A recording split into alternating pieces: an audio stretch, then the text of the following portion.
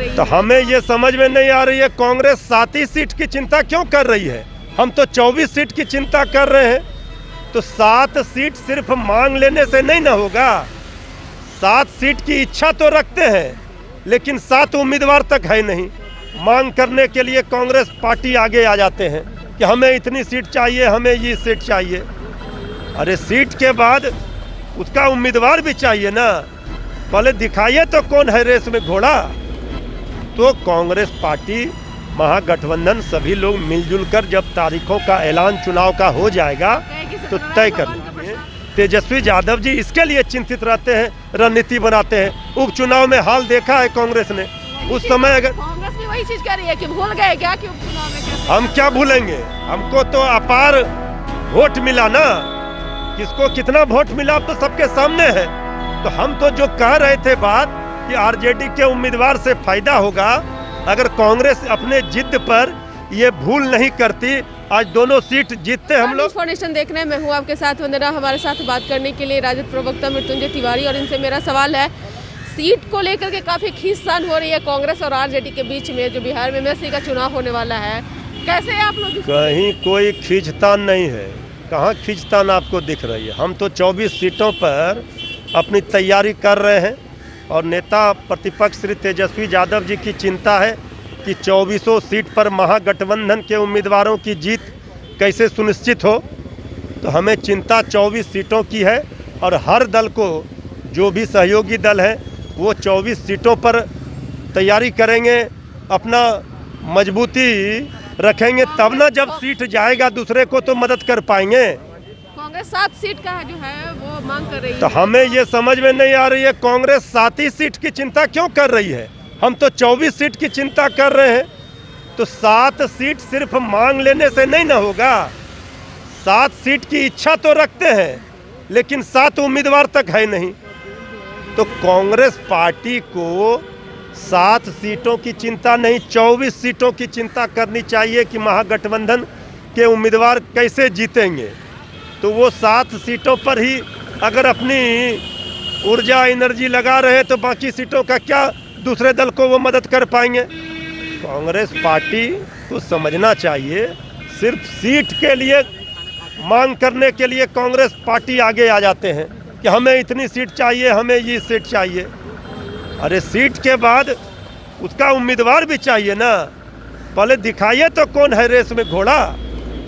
तो कांग्रेस पार्टी, महागठबंधन, सभी लोग मिलजुल कर जब तारीखों का ऐलान चुनाव का हो जाएगा तो तय कर लेंगे। प्रसाद नहीं है तो 7 सीट का, अगर वो 7 ही सीट मांगते हैं तो इसलिए हमने कहा कि चूंकि सत्यनारायण भगवान में भी 7 अध्याय न होता है, तो हमने ये कहा कि 7 ही सीट की चिंता कांग्रेस को क्यों है।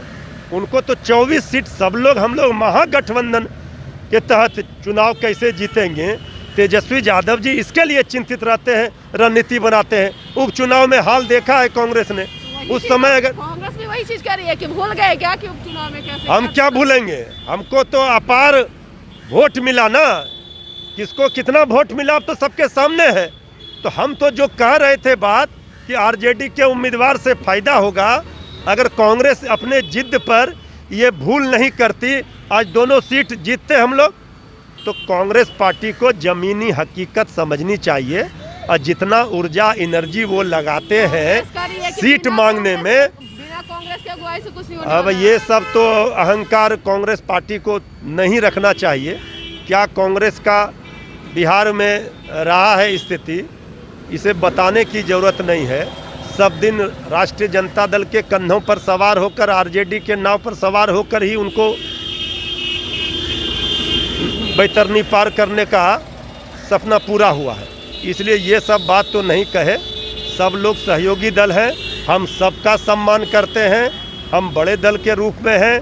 तेजस्वी यादव जी ने सब दिन सभी पार्टियों का सम्मान किया है। हम कांग्रेस पार्टी को भी ये सब अहंकार नहीं रखनी चाहिए अगर उनकी मंशा साफ है, क्योंकि कांग्रेस में भी तो बहुत लोग जो है बयान दे कर के बेवजह का विवाद खड़ा करते हैं। अरे तारीखों का ऐलान हो जाएगा, सभी दल के महागठबंधन के नेता मिल बैठ कर के तय कर लेंगे। इसमें कौन सा किचकिच है अभी से।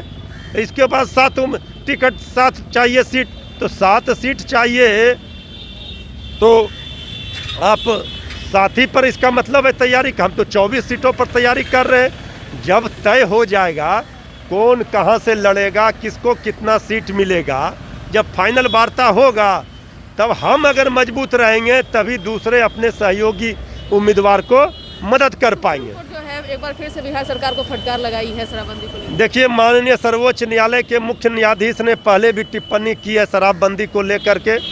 आदरणीय मुख्यमंत्री नीतीश कुमार जी के जिद के कारण और जब से वो बीजेपी के साथ गए तब से शराबबंदी कानून पूरी तरह से फेल है।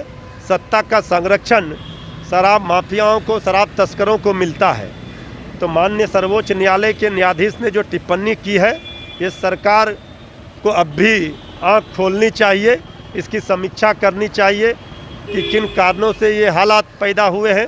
क्योंकि पहले 10 वर्षों तक सरकार ने गली गली, मोहल्ले मोहल्ले, टोले टोले, गांव गांव शराब बिकवाई। इसके बाद महागठबंधन में शराबबंदी कानून लागू हुआ, सफल रहा। जब से नीतीश कुमार जी भाजपा के साथ गए फिर शराबबंदी कानून फेल हो गया। जहरीली शराब से लोग मर रहे हैं, होम डिलीवरी हो रहा है। तो ये जो माननीय न्यायाधीश का टिप्पणी आया है, ये सरकार को इस पर आंख खोलना चाहिए, इसकी समीक्षा करनी चाहिए। तेजस्वी यादव कहते हैं गरीबों की मसीहा है, गरीबों की बात तब उठाते हैं। अपने खुद चार्टर प्लेन से भाई, गरीब का बेटा चार्टर प्लेन से जाए, प्लेन पर चढ़े, ये लोगों को क्यों नागवार गुजरता है। तेजस्वी यादव जी अब देश के एक नेता हैं, स्थापित नेता हैं, वो रणनीति बना रहे हैं जनता के हित के लिए। तो देश के स्तर पर हर राज्यों में इनका डिमांड हो रहा है। बंगाल में तेजस्वी यादव जी के निर्णय का आपने देखा क्या परिणाम निकला कि भाजपा वहाँ सुफड़ा साहब नहीं आ पाई सत्ता में। तो यहाँ भी अपार जन समर्थन मिला, बिहार में नंबर 1 पार्टी है। तो हर जगह से कैसे बीजेपी के खिलाफ गोलबंदी हो, विपक्ष की एकजुटता हो, इसके लिए वो जा रहे हैं। इसमें पेट में दर्द विरोधियों को क्यों हो रहा है। तो आप सुन रहे थे क्या कुछ कह रहे थे राजद के प्रवक्ता मृत्युंजय तिवारी। इस खबर में इतना ही, बने रहिए न्यूज़ फाउंडेशन के साथ। धन्यवाद।